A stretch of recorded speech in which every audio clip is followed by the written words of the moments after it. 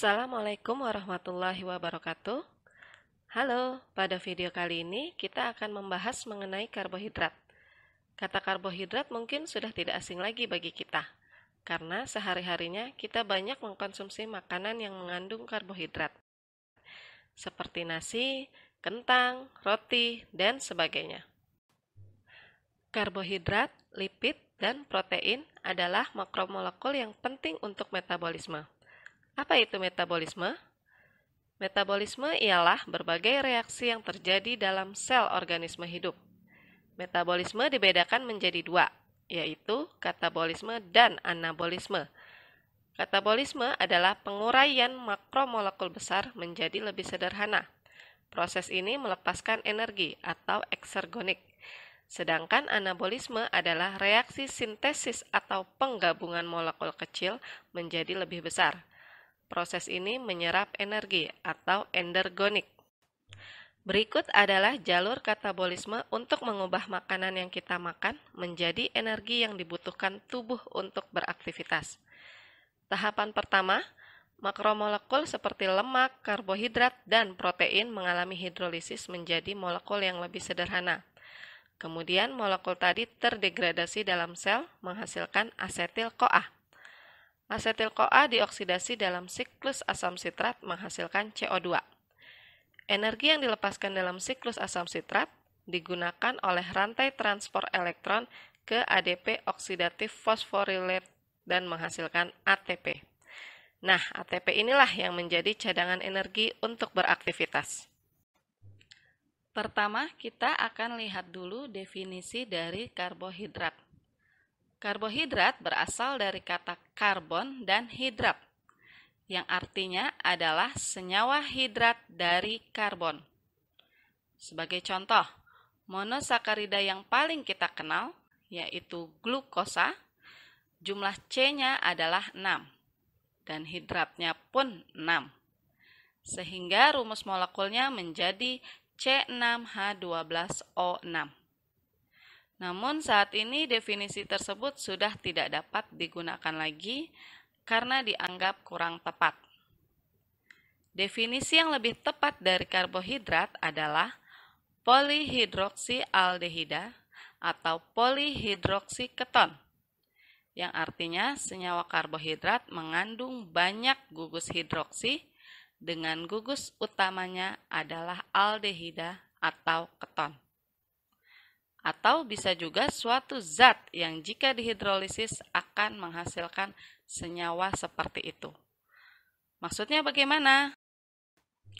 Sebagai contoh, pati yang merupakan suatu polisakarida memang sudah tidak terlihat lagi gugus aldehidanya karena sudah mengalami siklisasi. Namun pati ini jika dihidrolisis sampai menjadi monosakaridanya, akan terlihat banyak gugus hidroksi dan satu gugus aldehida. Karbohidrat biasa kita kenal dengan sebutan gula, karena memang karbohidrat banyak digunakan sebagai komponen penyusun gula, seperti gula pasir. Sekarang kita akan lihat penggolongan karbohidrat, dimulai dari yang paling besar, yaitu polisakarida. Sesuai namanya berarti terdiri dari banyak monosakarida, bisa ratusan bahkan ribuan unit. Polisakarida jika dihidrolisis atau dipecah dengan air, dapat menghasilkan oligosakarida yang lebih sederhana. Biasanya terdiri dari 2-8 monosakarida. Kemudian jika dihidrolisis kembali sampai menjadi sangat sederhana, akan diperoleh monosakarida, yang merupakan unit terkecil dari karbohidrat. Sebagai contoh, sukrosa yang merupakan disakarida, jika dihidrolisis akan menghasilkan 2 monosakarida. Oke, sekarang kita akan fokus dulu ke monosakarida. Monosakarida dapat disebut berdasarkan jumlah karbonnya mengikuti penamaan Yunani seperti di, tri, tetra, dan sebagainya dengan diberi akhiran osa. Sebagai contoh, jika jumlah C-nya 5, maka disebut sebagai pentosa.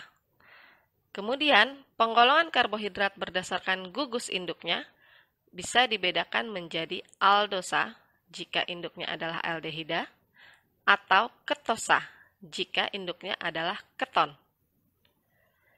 Ciri khas senyawa karbohidrat selain memiliki banyak gugus hidroksi, juga memiliki banyak C-chiral, yaitu C yang berikatan dengan 4 unsur atau molekul yang berbeda-beda.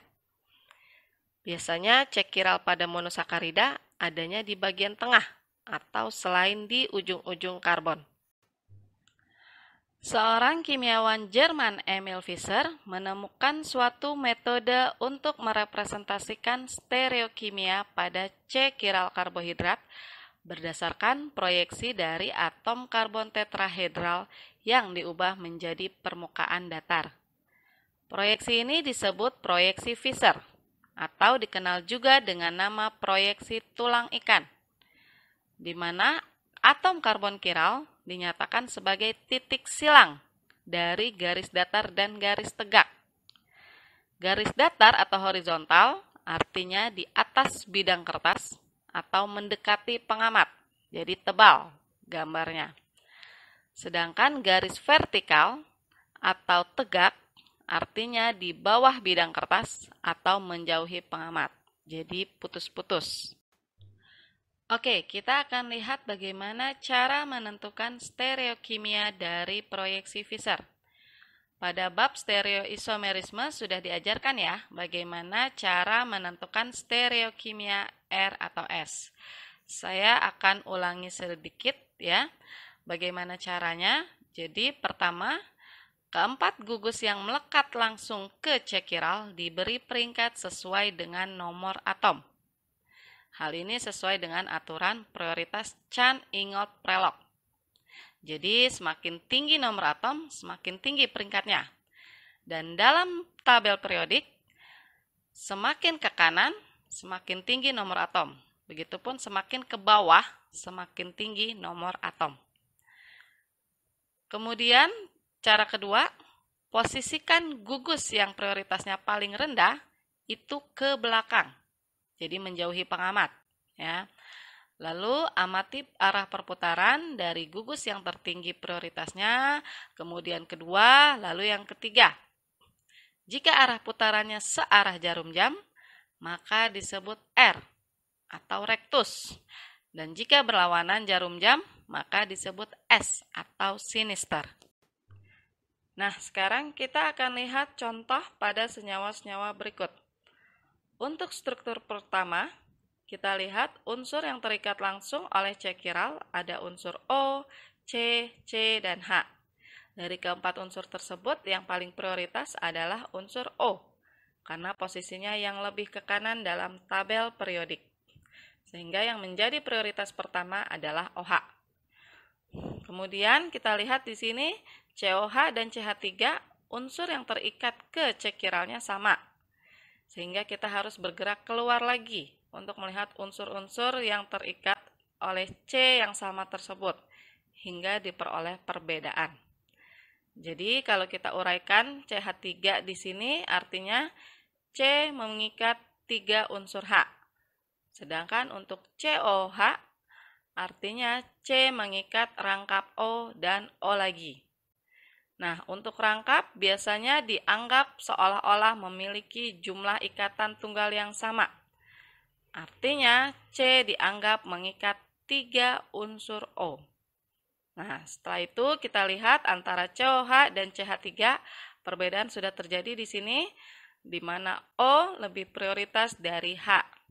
Sehingga prioritas kedua adalah COOH, kemudian CH3. Dan prioritas terakhir pastilah H, karena posisi H dalam tabel periodik yang berada di paling atas kiri. Kemudian setelah semua gugus kita beri peringkat, selanjutnya H yang merupakan prioritas terakhir harus kita posisikan di belakang. Namun kita lihat di sini bahwa H-nya justru terletak pada garis tebal, artinya ada di depan. Sehingga kita harus balik dulu posisinya. Ada 2 cara pembalikan posisi. Pertama dengan cara memindahkan gugus yang sejajar dengan H ke posisi sebaliknya. Berarti di sini yang kita balik adalah gugus OH ke sebelah kiri, sehingga akan diperoleh proyeksi Newman sebagai berikut. Nah, dari sini baru kita bisa urutkan prioritasnya. Dan karena urutannya bergerak searah jarum jam, maka stereokimianya adalah R. Cara kedua, yang menurut saya lebih mudah, kita bisa abaikan dulu posisi H yang belum sesuai. Kita urutkan seperti biasa prioritas gugus lainnya, yaitu tadi OH peringkat pertama, kemudian COH, lalu CH3. Kemudian kita urutkan prioritasnya bergerak berlawanan arah jarum jam ternyata. Nah, dari sini berarti stereokimianya adalah S. Namun harus diingat tadi bahwa posisi H belum sesuai. Ya, jadi posisi H yang harusnya di belakang tadi ternyata masih di depan, sehingga harus kita balik. Begitupun stereokimianya pun harus kita balik. Yang tadinya S, kita balik menjadi R. Nah, dari sini kita akan memperoleh stereokimia yang sama menggunakan cara manapun. Oke, nah contoh lain adalah struktur 2 yang menggunakan proyeksi Fisher. Sama seperti tadi, kita urutkan dulu prioritasnya, di mana prioritas 1 adalah Cl karena merupakan golongan halogen yang posisinya sebelah kanan. Kemudian antara etil dan metil kita lihat sama-sama yang terikat langsung oleh C-nya, C kiralnya adalah C. Sehingga kita harus bergerak lebih luar lagi gitu. Jadi kita lihat sampai ada perbedaan. Nah, kita lihat untuk etil C-nya mengikat 2H dan 1C. Sedangkan untuk metil C-nya mengikat 3H. Jadi kita bandingkannya antara yang berbedanya yaitu H dengan C. Sehingga etil lebih prioritas dibanding metil. Lalu yang terakhir pasti H. Nah, karena H di sini posisinya sudah vertikal, artinya sudah menjauhi pengamat, jadi sudah sesuai aturan ya. Jadi tinggal kita urutkan saja prioritasnya. Kita lihat pergerakannya. Dan karena searah jarum jam, jadi stereokimianya adalah R. Kemudian untuk struktur 3 juga sama ya, kita urutkan dulu prioritasnya. Di sini unsur yang terikat langsung dengan C kiral semua sama ya, C semua. Jadi kita harus bergerak keluar sama seperti tadi. Berarti tadi CH3 kalau dijabarkan mengikat 3H ya C-nya. Sedangkan untuk C, CH3 3 kali, berarti C-nya mengikat 3C lagi. Dan untuk CH2OH, berarti C-nya mengikat 2H dan 1O. Nah, kita harus lihat perbedaannya ya. Jadi kita harus perbedaan satu saja yang berbeda sudah harus kita bandingkan. Jadi kita bukan melihat secara keseluruhan ya. Jadi kita lihat antara H, C dan O di sini yang paling prioritas adalah O tadi ya. Nah, sehingga prioritas pertama adalah CH2OH. Kemudian baru yang kedua adalah C, CH3 3 kali, dan yang ketiga adalah CH3. Yang keempat pasti H-nya ya. Oke, kita lihat di sini H yang merupakan prioritas terakhir, posisinya vertikal ya, sama seperti struktur 2 tadi. Jadi sudah ada di belakang, sudah aman ya. Jadi kita tinggal lihat pergerakan prioritas lain gitu ya. Dan karena pergerakannya ini adalah berlawanan jarum jam, berarti stereokimianya adalah S. Contoh terakhir pada struktur 4, kita lihat di sini unsur yang terikat langsung oleh C kiralnya adalah unsur golongan halogen ya. Dan dalam tabel periodik, semakin ke bawah dalam satu golongan itu semakin besar nomor atomnya atau semakin prioritas. Jadi di sini urutan prioritasnya adalah I pertama, kemudian BR, lalu CL, dan terakhir adalah F. Nah, karena F adalah prioritas terakhir, jadi posisinya harus di belakang pengamat. Namun, F pada struktur 4 ini kita lihat di proyeksi Fisher ini posisinya horizontal. Ya, tadi masih ingat ya, horizontal itu artinya mendekati pengamat atau di depan. Nah, jadi belum sesuai. Sehingga sama seperti struktur 1, kita harus balik dulu posisi F-nya. Ya, cara pertama tadi masih ingat ya, kita balik atau kita ganti posisi gugus yang di sebelah F. gitu ya, yaitu berarti si BR ini ya. Si BR ini kita pindahkan ke sebelah kanan ya, sehingga akan didapatkan proyeksi Newman seperti berikut. Ya. Nah, kemudian kita urutkan seperti biasa prioritasnya karena berlawanan arah jarum jam sehingga stereokimianya adalah S. Atau jika menggunakan cara kedua, gugus yang paling kurang prioritas tadi ya, berarti si F-nya kita abaikan dulu. Dan ketiga gugus lainnya kita urutkan prioritasnya seperti biasa gitu ya. Jadi I, BR, dan CL gitu. Dan kita lihat di sini arah pergerakannya yaitu searah jarum jam. Jadi stereokimianya adalah R. Namun karena F-nya belum sesuai, berarti yang tadinya R ini kita balik menjadi S. Nah, jadi sama-sama akan diperoleh stereokimia S. Mau menggunakan cara manapun. Dari jumlah cekiral, kita dapat menentukan jumlah stereoisomer yang dimiliki oleh suatu monosakarida dengan rumus 2 pangkat N, di mana N adalah jumlah cekiral.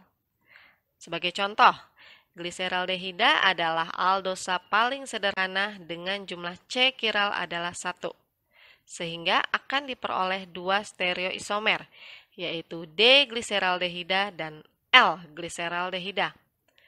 D dan L di sini berbeda ya dengan gugus R dan S yang sudah kita bahas sebelumnya. Bentuk D dan L ditentukan dengan melihat posisi gugus OH yang terikat pada cekiral. Jika OH-nya terikat di sebelah kanan, maka berbentuk D atau dextrosa.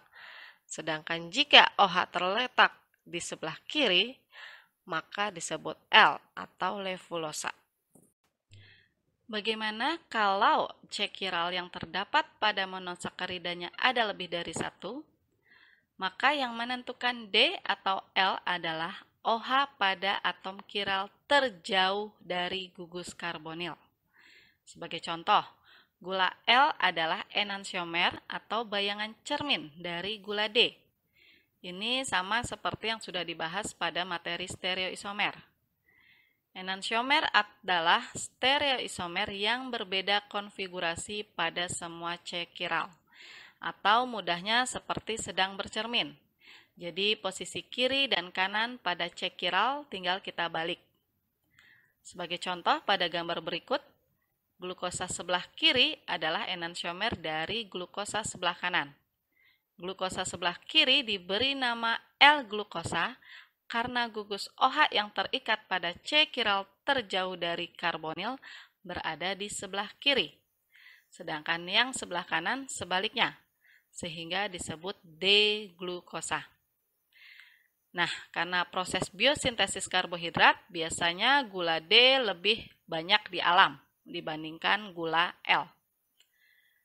Kemudian perhatikan di sini ada tanda plus atau minus juga ya, yang artinya itu menunjukkan tanda rotasi optis gitu ya. Kalau plus artinya dia memutar bidang polarisasi cahaya ke kanan, sedangkan kalau minus memutar bidang polarisasi cahaya ke kiri.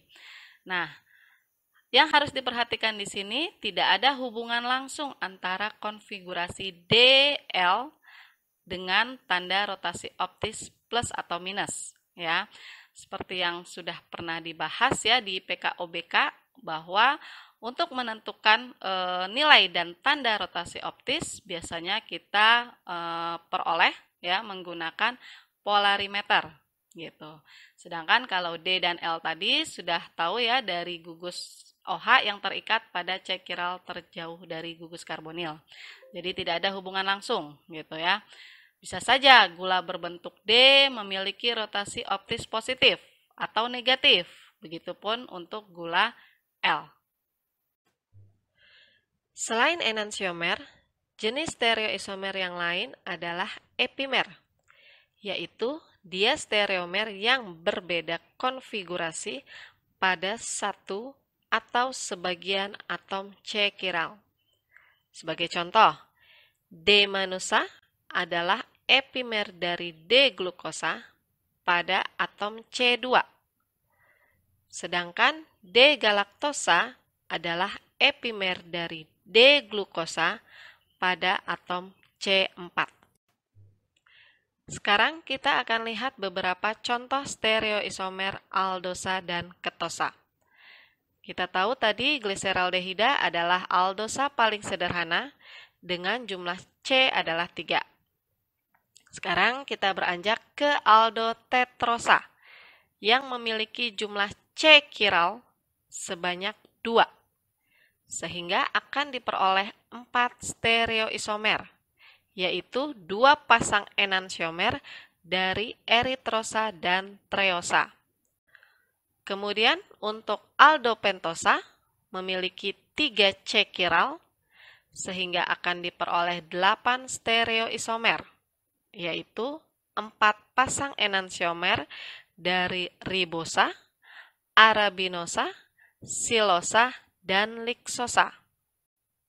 Selanjutnya untuk aldoheksosa memiliki 4 C chiral, sehingga akan diperoleh 16 stereoisomer, yaitu 8 pasang enantiomer dari alosa, altrosa, glukosa, manosa, gulosa, idosa, galaktosa, dan talosa.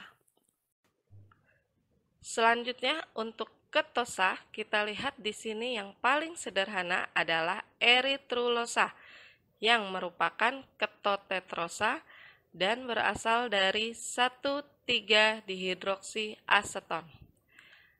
Eritrulosa memiliki hanya 1 karbon chiral, sehingga hanya memiliki 2 stereoisomer, yaitu D dan L eritrulosa. Kalau kita perhatikan di sini, ketosa dan aldosa dengan jumlah C yang sama akan memiliki C chiral yang berbeda. Jika kita kembali ke beberapa slide sebelumnya, masih ingat tadi bahwa aldotetrosa memiliki 2 C chiral. Namun untuk ketotetrosa hanya memiliki 1 C chiral. Mengapa jumlah C chiralnya bisa berbeda, padahal jumlah C keseluruhan sama? Yap, dikarenakan pada ketosa, gugus karbonilnya adalah keton. Yang kita sudah tahu bahwa keton tidak mungkin ada di posisi pertama. Jadi nomor terkecil untuk gugus ketonnya adalah di nomor 2. Sehingga C yang tidak chiral ada 3 buah, yaitu karbonil dan 2 gugus ujung atas dan bawah. Dan C chiral berarti sisanya.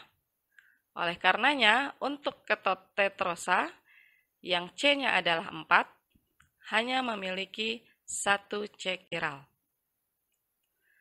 Kemudian untuk ketopentosa terdapat 2 C chiral, sehingga akan diperoleh 4 stereoisomer atau 2 pasang enantiomer, yaitu dari ribulosa dan silulosa.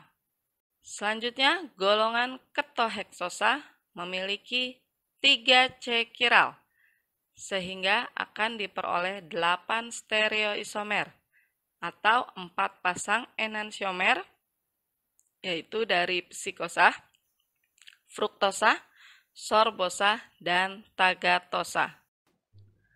Monosakarida biasanya mengalami siklisasi intramolekul.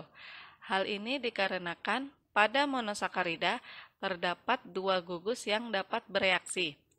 Sebelumnya, mari kita bahas dulu prinsip reaksinya. Pada perkuliahan materi aldehida dan keton, telah dibahas reaksi khas dari senyawa aldehida dan keton, yaitu adisi nukleofil pada gugus karbonil. Nah, salah satu nukleofil yang dapat menyerang gugus karbonil adalah alkohol. Mekanismenya sebagai berikut. PEB pada oksigen alkohol menyerang C karbonil yang bermuatan parsial positif. Selanjutnya terjadi resonansi ke gugus oksigennya, dilanjutkan reaksi dengan H+, menghasilkan hemiasetal, yaitu senyawa yang mengandung gugus eter dan alkohol. Hemiasetal masih dapat diserang lagi oleh alkohol untuk kedua kalinya dengan mekanisme yang serupa.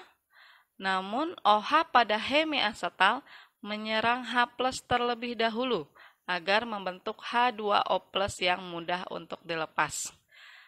Langkah selanjutnya sama seperti tadi, di mana PEB pada oksigen alkohol menyerang C yang bermuatan parsial positif karena ditarik oleh 2 oksigen.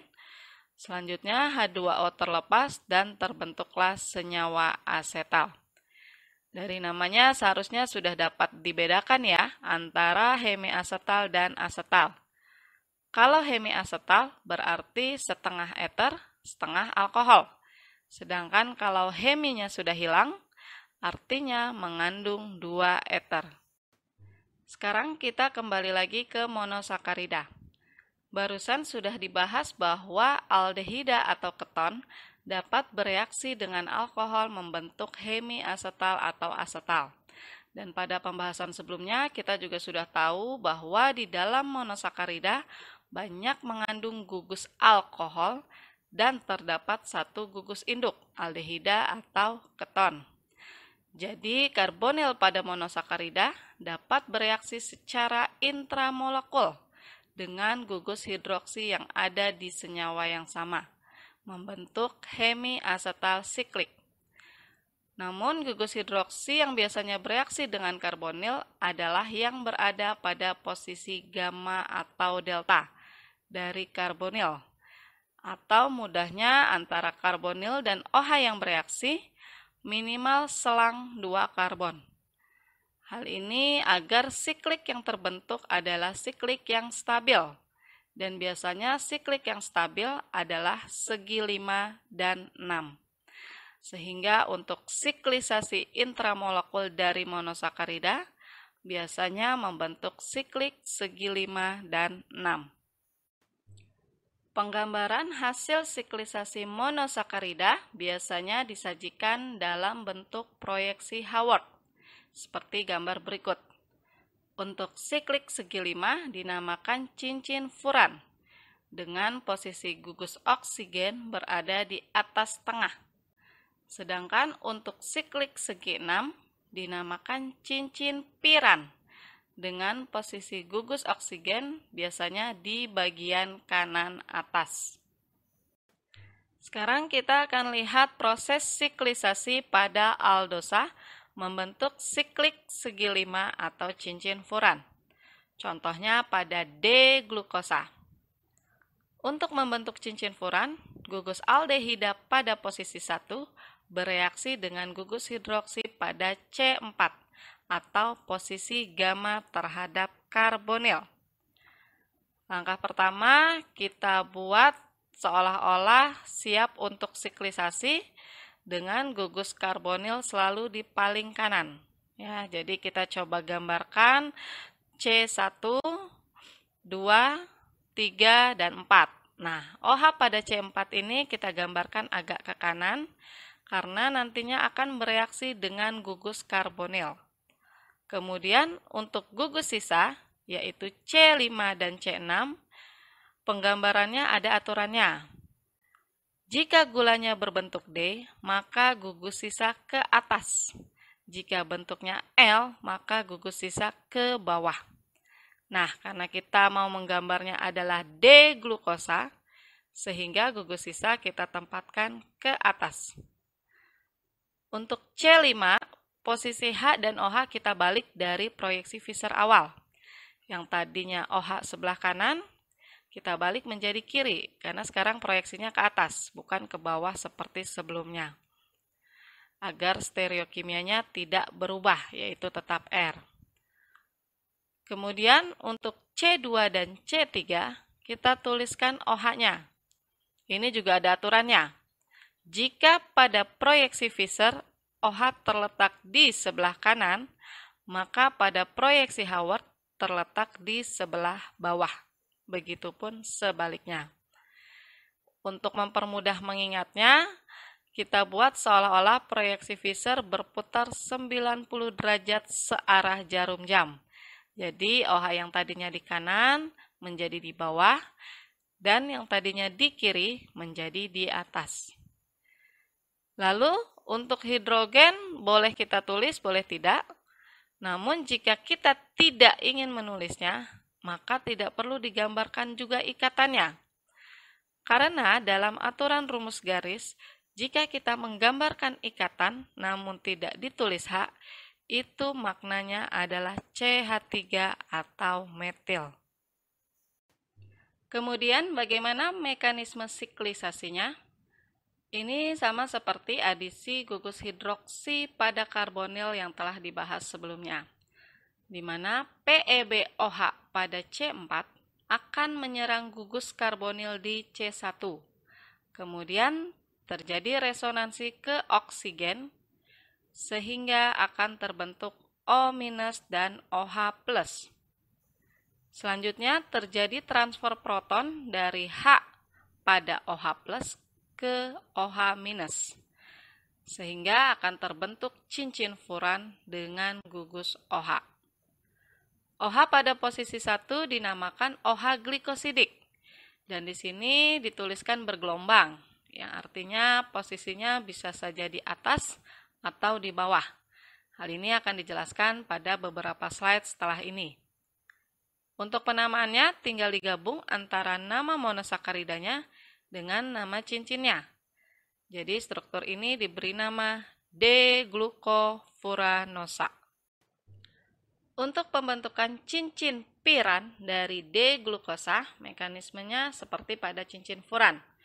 Namun siklisasinya terjadi dari reaksi antara C-karbonil dengan C5 atau C pada posisi delta dari karbonil. Sehingga OH yang ditempatkan mendekat ke karbonil adalah OH pada C5. Seperti berikut. Kita gambarkan dulu C-nya 1, 2, 3, 4, dan 5. Ya, jadi 5-nya yang agak menjorok ke kanan OH-nya. Dan sehingga masih menyisakan satu C lagi, yaitu C6. Dan karena D glukosa, berarti C6-nya ke atas. Nah, untuk mekanisme siklisasinya sama seperti tadi, di mana PeBOH pada C5 akan menyerang gugus karbonil di C1, kemudian terjadi resonansi ke oksigen, sehingga terbentuk O- dan OH+, lalu transfer proton dari H pada OH+ ke O-, sehingga akan terbentuklah cincin piran. Dan namanya menjadi D-glukopiranosa. Nah, sekarang kita akan lihat siklisasi pada ketosa.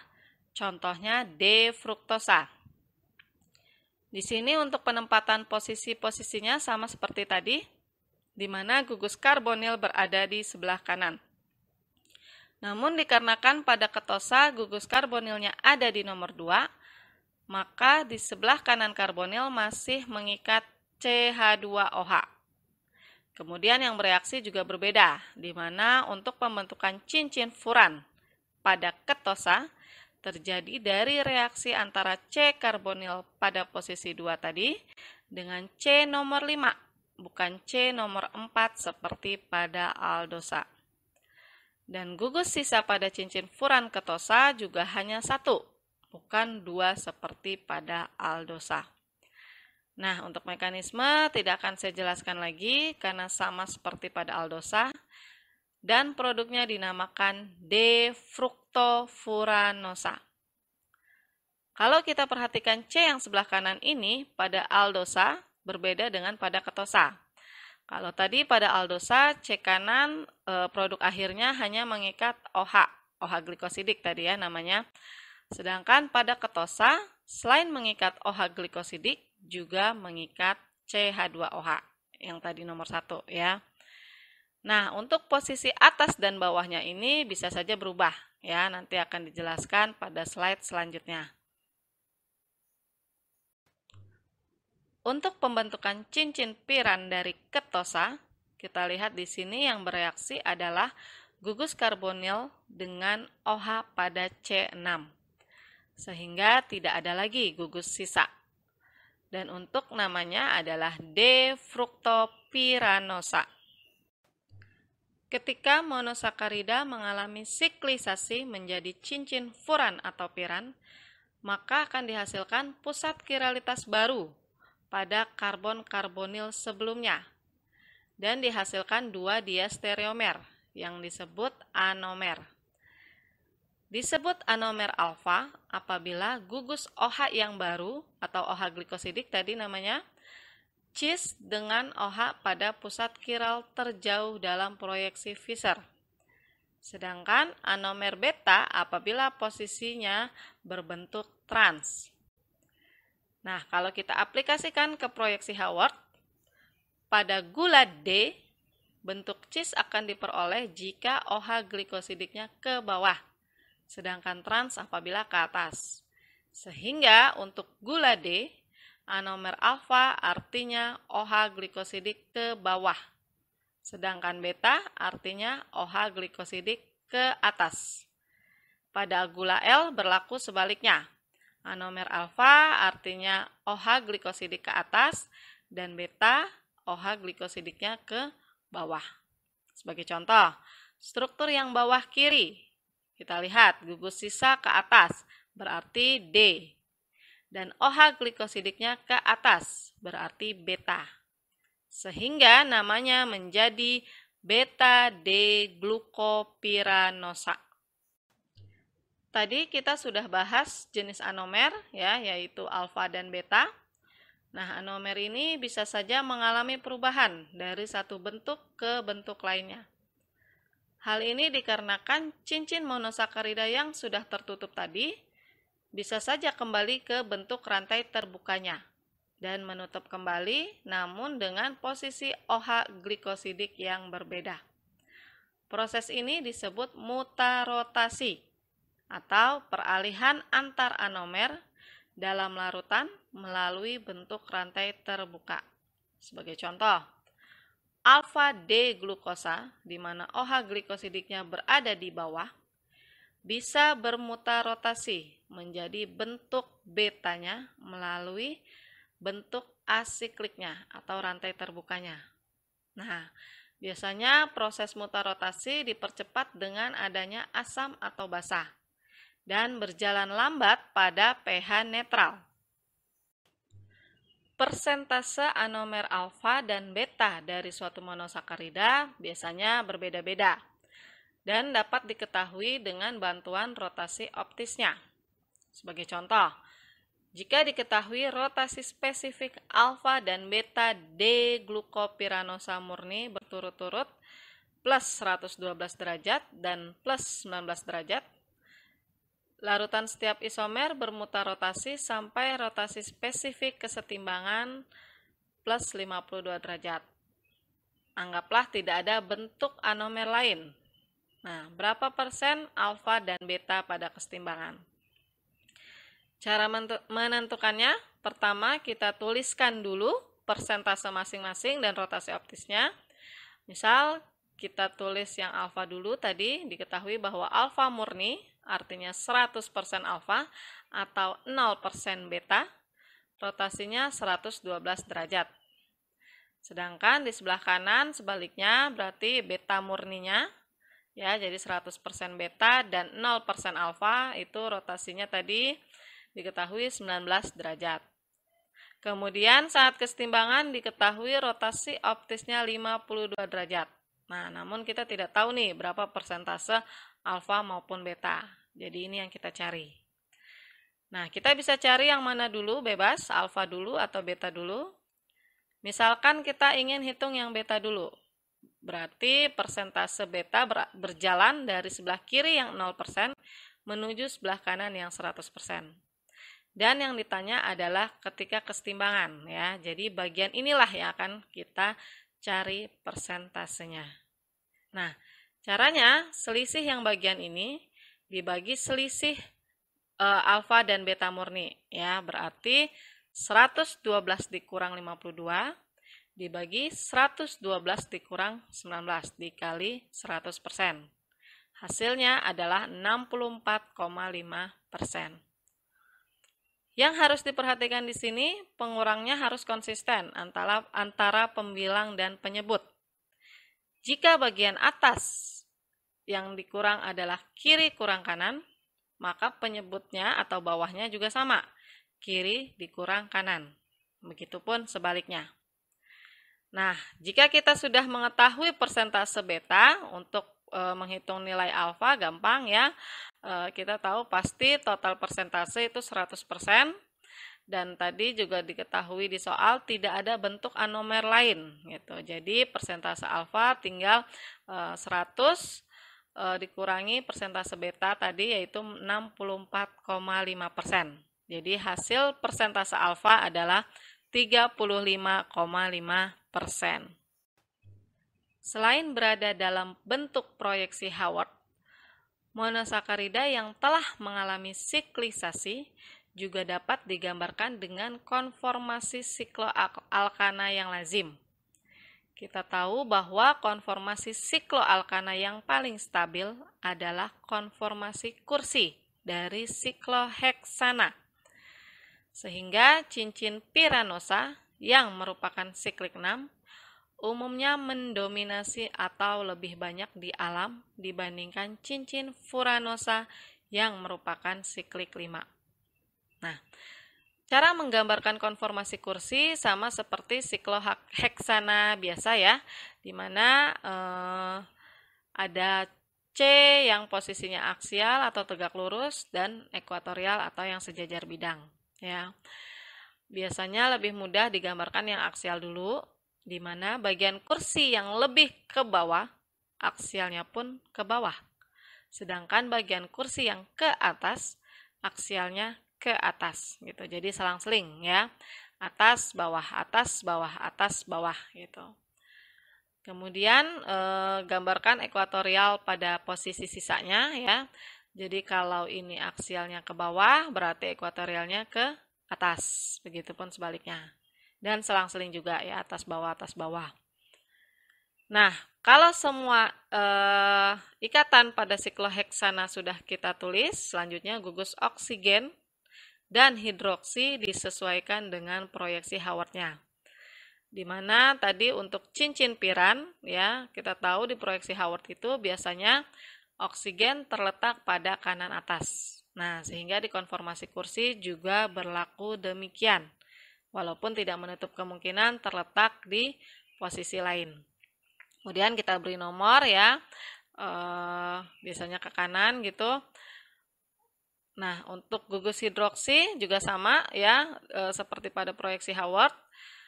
Kalau pada proyeksi Haworth ada di atas, maka pada konformasi kursi juga ada di atas. Dan sebaliknya, gitu. Jadi, untuk glukopiranosa akan diperoleh konformasi kursi seperti berikut.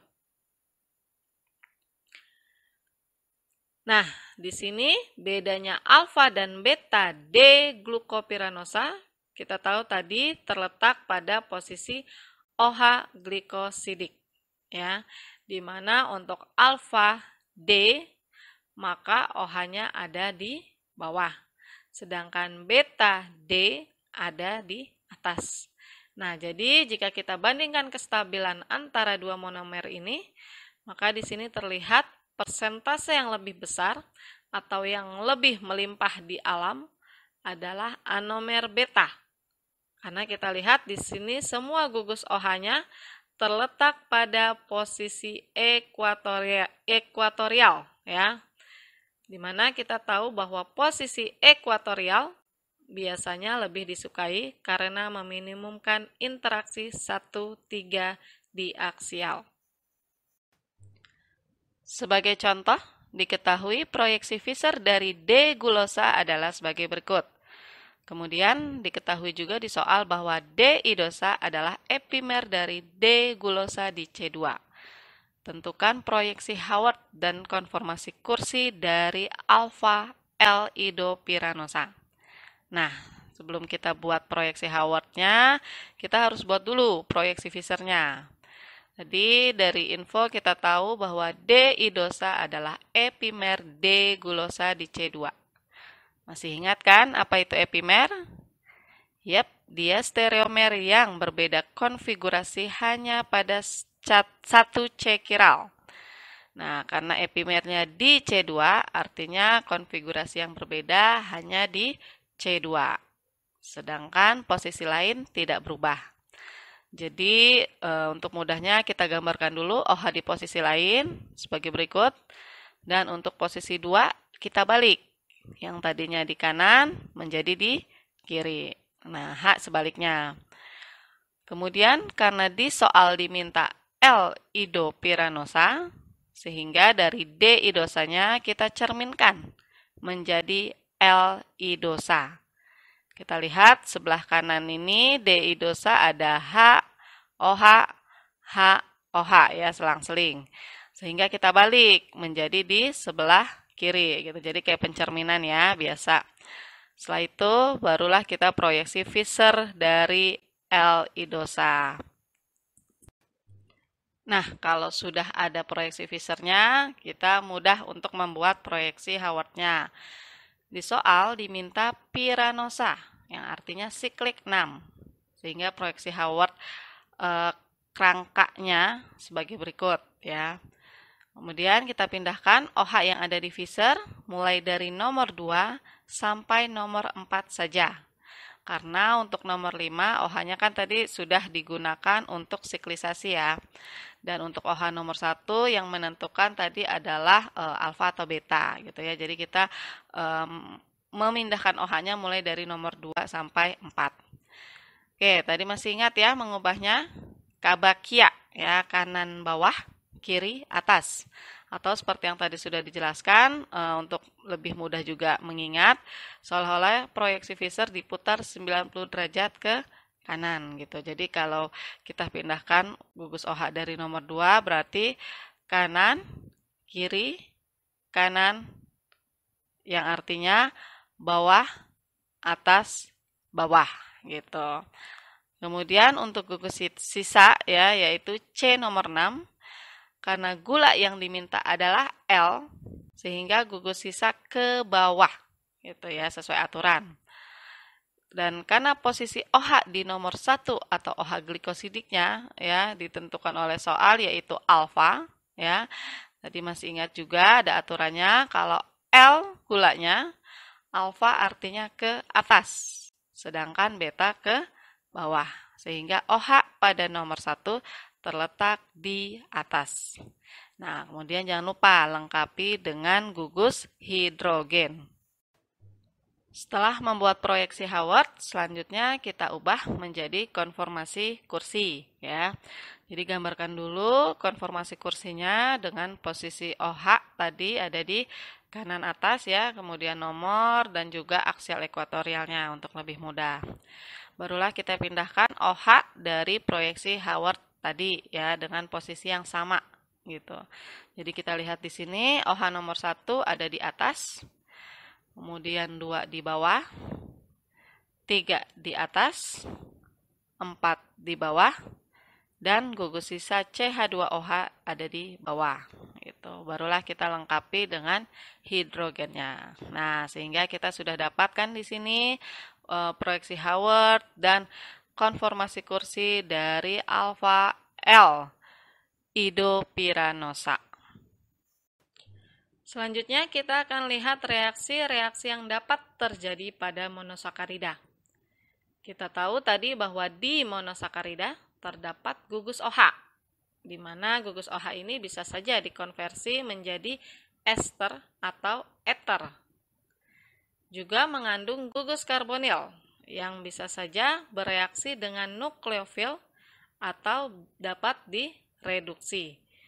Kita akan lihat satu persatu. Pertama, pembentukan glikosida. Masih ingat tadi? Siklisasi monosakarida menghasilkan suatu eter dan alkohol. Artinya, masih berbentuk hemiasetal. Nah, jadi seperti yang sudah dibahas tadi ya, hemiasetal masih memungkinkan ya untuk bereaksi lagi dengan alkohol, menghasilkan struktur asetal.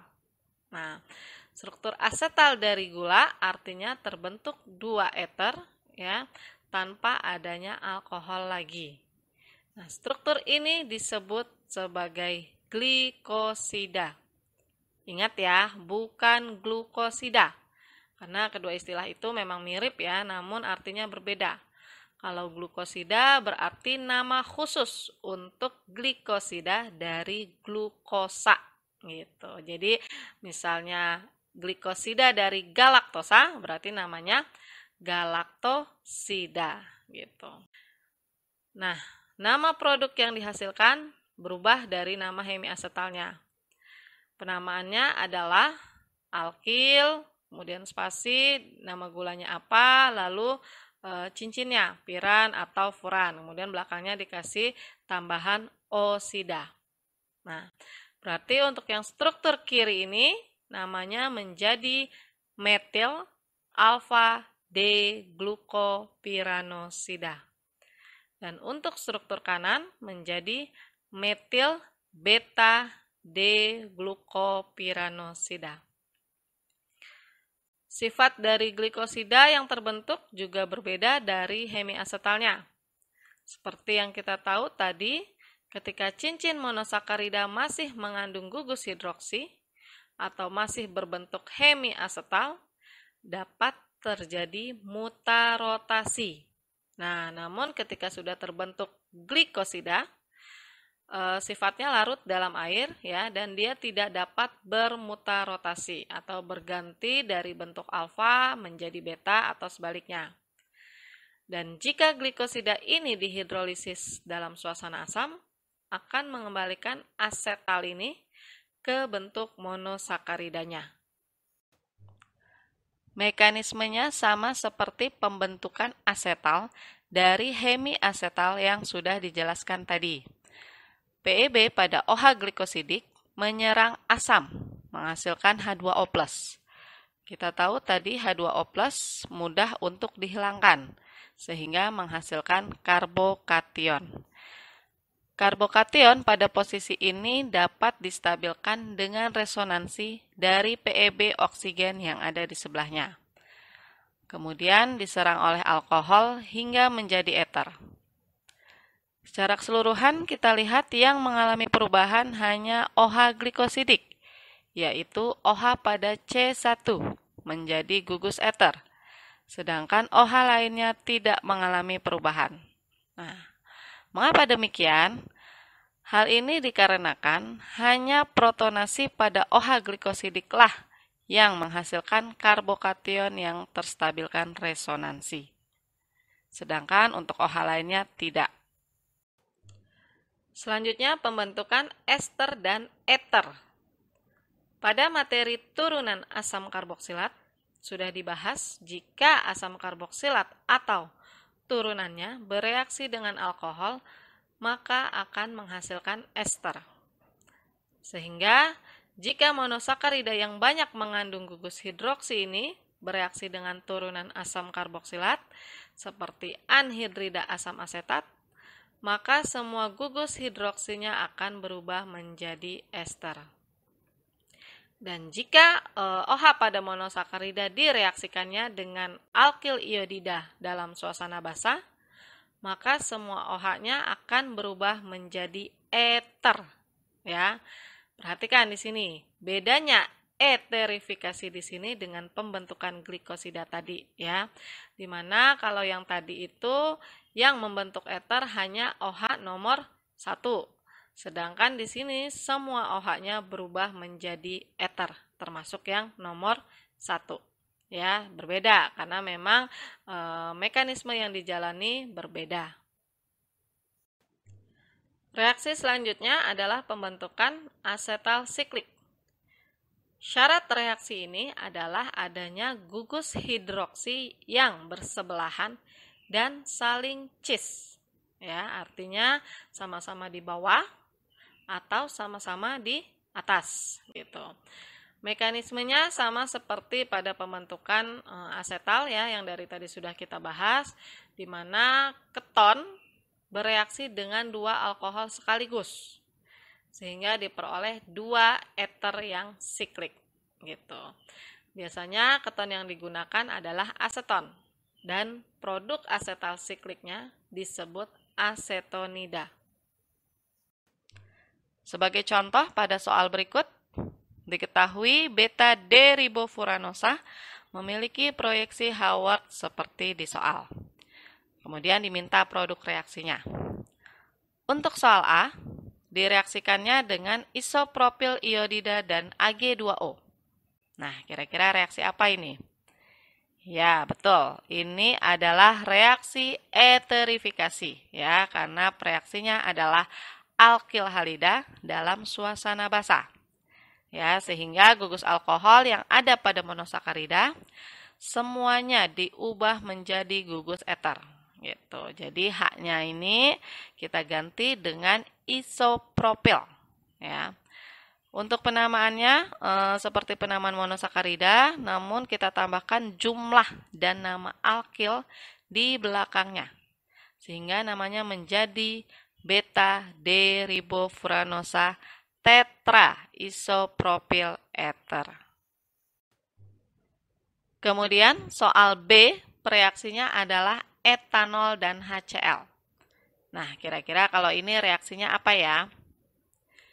Yap, ini adalah pembentukan glikosida karena reaksinya alkohol dengan katalis asam.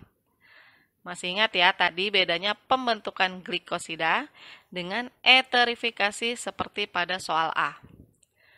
Untuk pembentukan glikosida, OH yang berubah menjadi eter hanya OH nomor 1 atau OH glikosidik. Dan karena alkohol yang digunakan di sini adalah etanol, ya, jadi alkil yang menempel di O-nya adalah etil, gitu.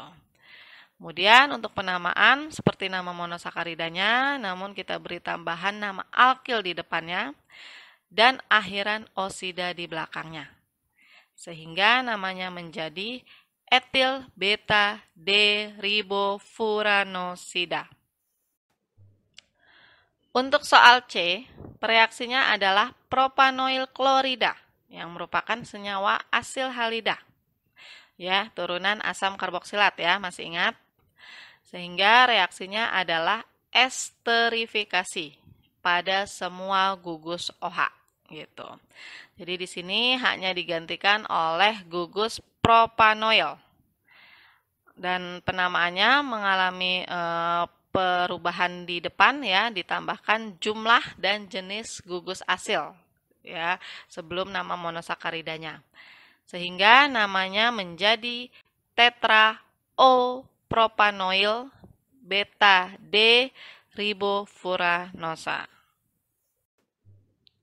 Soal terakhir di sini, monosakarida direaksikan dengan aseton dan asam sulfat. Nah, kalau ini reaksinya kira-kira apa?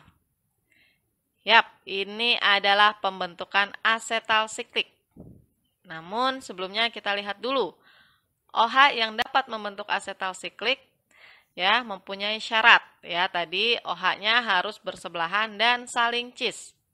Jadi kalau kita perhatikan OH yang sesuai syarat di sini hanyalah OH nomor 2 dan 3 ya, karena keduanya berdekatan kemudian juga sama-sama ke bawah. Jadi kedua OH ini dapat membentuk asetal siklik sebagai berikut. Nah, jadi inilah produk dari soal nomor D. Dalam organisme hidup, pusat anomerik karbohidrat dapat bertautan ya atau bergabung gitu ya dengan lipid membentuk glikolipid atau dengan protein membentuk glikoprotein. Nah, glikokonjugat atau hasil penggabungan ini merupakan komponen dinding sel dan penting ya dalam mekanisme pengenalan sel satu sama lain gitu. Jadi di sini akan dibahas bagaimana pembentukan glikokonjugat ini ya. Pertama diawali dengan fosforilasi monosakarida oleh ATP menghasilkan glikosil fosfat. Kemudian glikosil fosfat diubah menjadi glikosil uridina difosfat oleh UTP. Dengan fosforilasi ini, gugus OH anomerik gula akan menjadi gugus pergi yang baik dan mudah disubstitusi atau digantikan oleh lipid atau protein. Sehingga terbentuklah glikolipid atau glikoprotein.